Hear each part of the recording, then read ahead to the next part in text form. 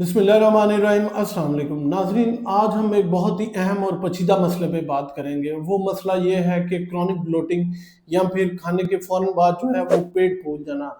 90% लोग ये समझते हैं कि ये आपके मिर्दे ख़राब होने की अलामत है, लेकिन कई दफ़ा ऐसा भी होता है, बल्कि बहुत दफ़ा ऐसा होता है कि ये असाब या फिर आपके नर्वस सिस्टम की जो है वो ख़राबी है। आज की इस वीडियो में मैं ये इस बारे में बात करूंगा कि ये जो क्रॉनिक ब्लोटिंग है या पेट में गैस भर जाना है, ये खाली मैदे की खराबी नहीं है, बल्कि इसका आपसे नर्वस सिस्टम से भी ताल्लुक है। ये ज़्यादातर किस वजह से होती है, आज की इस वीडियो में मैं इसी बारे में बात करूंगा। मेरा नाम है डॉक्टर मुनीब खालिद और आप देख रहे हैं मेरा YouTube channel doctor meets doctor. Video पसंद आए तो लाइक शेयर कमेंट लाजमी कीजिएगा। चले मैं आपको बताता हूँ कि ये जो क्रॉनिक ब्लोटिंग है या पेट में गैस है, इसकी बनने की वजह जो है वो मैदे की खराबी तो है ही, लेकिन एक और वजह है और वो है आपकी वेगस नर्व की खराबी।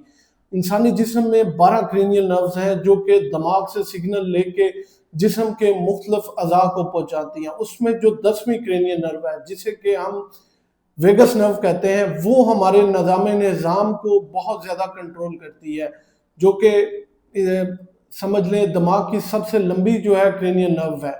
क्रेनियल नर्व समझ लें कि ये एक किस्म की नस है जो सिग्नल आंतों से दिमाग को और दिमाग से जो है वो आंतों को पहुंचाती है। ये हमारे जो खाने के दौरान हमारी जितनी भी मूवमेंट्स हैं या निज़ाम की जितनी मूवमेंट्स हैं उनको कंट्रोल करती है। ये हमारे सांस को रेगुलेट करती है, दिल की धड़कन को कंट्रोल करती है। इसके अलावा ये आंतों की हरकत को कंट्रोल करती है और जितने भी सिग्नल्स हैं खाने के दौरान या हार्मोन्स हैं, ये वेगस नर्व की मरूने मिन्नत है और ये इन्हीं की वजह से कंट्रोल होते हैं। अब जब आपकी वेगस नर्व ठीक तरह काम नहीं कर रही और आपके सिग्नल्स जो हैं वो ठीक तरह दिमाग को नहीं पहुंच रहे, तो होगा क्या? होगा ये कि मैदा ठीक तरह जो है वो खुराक को हजम नहीं कर पाएगा और जो आप खुराक खा रहे हैं वो पेट में स्टक हो जाएगी। जब वो स्टक होगी तो आपको लगेगा ऐसे जैसे आपका पेट जो है वो फूला हुआ है और बहुत ज़्यादा भरा हुआ है और आपके जो फासिद मादे हैं वो खून में जाना शुरू हो जाएंगे और खुराक जो है वो, क्योंकि आंतड़ियों की हरकत जो है वो वेगनस कंट्रोल कर रही है और उसके सिग्नल्स जो है वो दिमाग तक नहीं जा रहे और रिटर्न आपके दिमाग से सिग्नल नहीं आ रहे, जिसकी वजह से आंतों की हरकत जो है वो कमज़ोर हो गई है और खाना जो है वो वहीं पे पड़ा होता है, जिसकी वजह से जो है आप मेंटली तौर पे डिस्टर्ब होना शुरू हो जाते हैं। आपको लगता है कि पेट में बहुत ज़्यादा गैस हो गई है और ऐसा लगता है कि खाना सिर्फ जो है वो आपके सीने में पड़ा हुआ है। ये किन लोगों में ज़्यादा होता है? ऐसे लोग जिनकी नींद पूरी नहीं होती, ऐसे लोग जो हैं जो कि बहुत ज़्यादा स्ट्रेस और दबाव में होते हैं, ये उन लोगों में बहुत ज़्यादा होता है। अब मैं थोड़ा सा आपको समझा दूं कि ये किस तरह साइंसी तौर पे होता है। जब आप बहुत ज़्यादा स्ट्रेस में होते हैं तो होता क्या है कि आपकी जो वेगल नर्व की स्टिमुलेशन है वो जो दिमागी तौर पे वो बहुत ज़्यादा कम हो जाती है। जब वो कम होती है तो आंतों को सिग्नल नहीं मिलते। जब आंतों को सिग्नल नहीं मिलते तो उनकी पेरिस्टाल्टिक मूवमेंट जो है, यानी कि आंतड़ियों की जो हरकत है वो कम हो जाती है। जब वो कम होती है तो खुराक को पुशअप नहीं मिलता,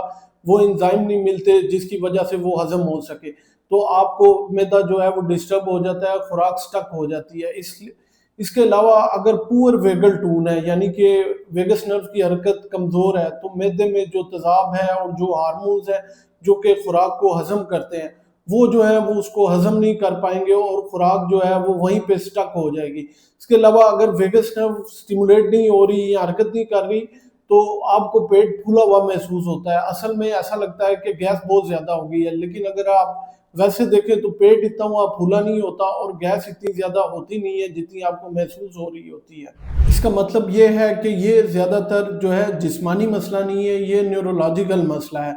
अगर आपको बहुत ज़्यादा ब्लोटिंग, पेट में गैस और दर्द रहता है तो आपको दर्द अलामात जो है वो हो सकती हैं। खाने के फ़ौरन बाद जो है वो आपका पेट फूल सकता है, आपको ऐसा लगता है कि गैस बहुत ज़्यादा हो गई है, बदहज़मी हो सकती है, बार-बार डकार आ सकते हैं, आपको कॉन्स्टिपेशन हो सकती है या फिर आपको कभी जो है वो कब्ज़ होगी, कभी इसहाल होगा या फिर पतले पखाने आएँगे। इसके अलावा पेट से बहुत ज़्यादा आवाज़ें या गड़गड़ाहट की आवाज़ें आना शुरू हो जाएँगी। आपका जो दिल की धड़कन है वो बिलतरतीब या आगे पीछे होना शुरू हो जाएगी और बहुत ज़्यादा जो है चक्कर आने महसूस करेंगे।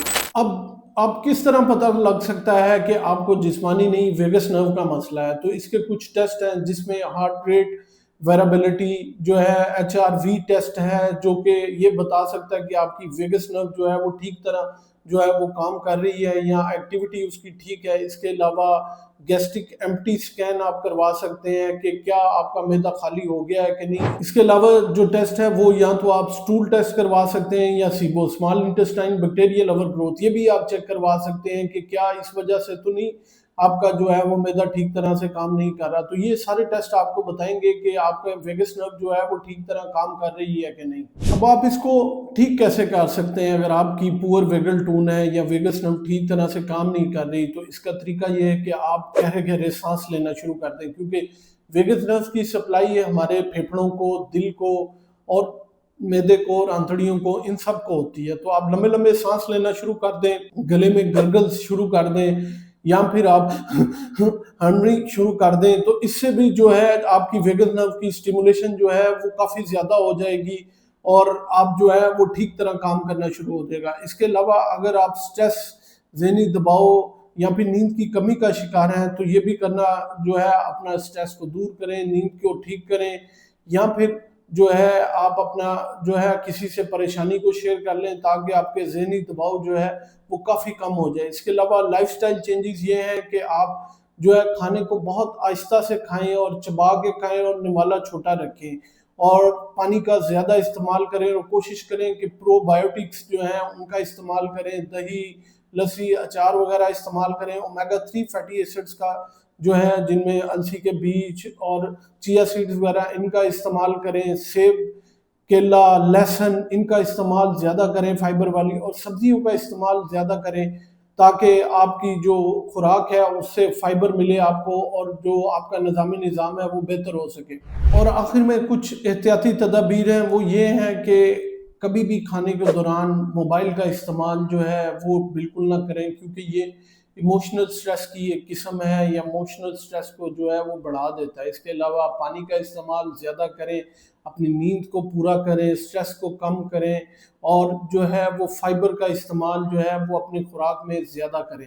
नाज़रीन, अगर आप समझते हैं कि आप या आपका कोई अजीज़ जो है वो क्रॉनिक ब्लोटिंग या पेट फूलने या गैस का मसला है उसे, और कन्वेंशनल जो है वो दवाइयाँ खा खा के थक गया है, तो कोशिश करें कि आप उसे बताएं कि भाई ये आपका न्यूरोलॉजिकल मसला भी हो सकता है और ये जो है ये वेगस नर्व की जो है कमज़ोरी या समझ लें उसकी हरकत की कमज़ोरी की वजह से भी हो सकता है। तो पेट का फूलना जो है वो जिस्मानी बीमारी या मैदे का मसला नहीं हो सकता, बल्कि आपका एक न्यूरोलॉजिकल मसला भी हो सकता है या वेगस नर्व का मसला भी हो सकता है। अगर आप या आपका कोई अजीज़ या जानने वाला इस बीमारी में मुब्तला है तो उससे वीडियो लाजमी शेयर करें। अपना और अपने प्यारों का बहुत सा ख्याल रखिएगा, दुआओं में याद रखिएगा।